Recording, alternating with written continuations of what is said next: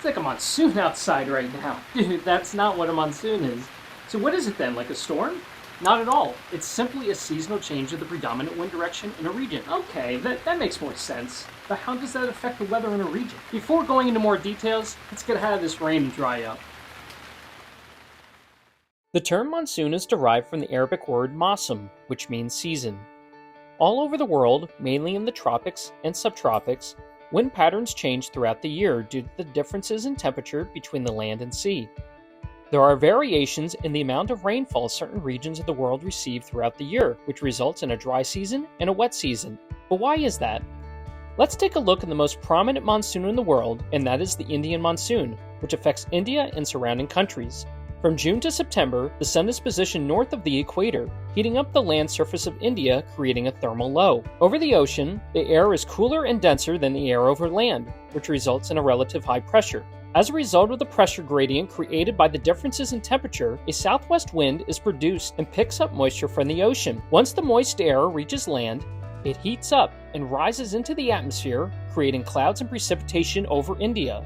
During the winter months, the pattern flips. The sun moves position into the southern hemisphere, and the temperature over land cools down. Over the ocean, the temperature remains warm. As a result, high pressure is created over land, and low pressure is created over the ocean. And due to this pressure gradient, the predominant wind switches out of the northeast, which is made up of dry, continental air originating from the Tibetan Plateau and the Himalayas.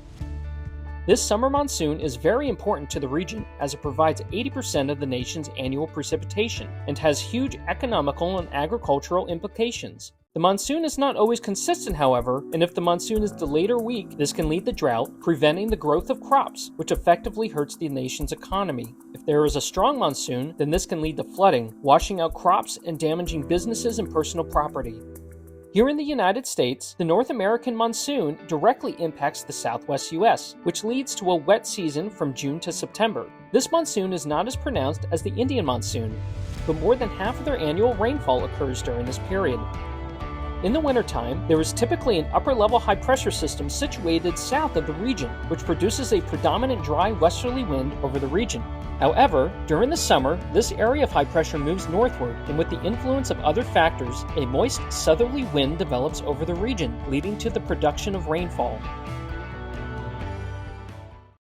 Now, for both monsoons I just talked about, there are other factors, both locally and globally, that lead to their development and intensity.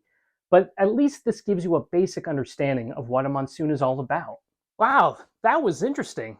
I guess next time it's raining hard outside, I'll just stick to it's raining cats and dogs. Or it's a gully washer. Or it's raining buckets.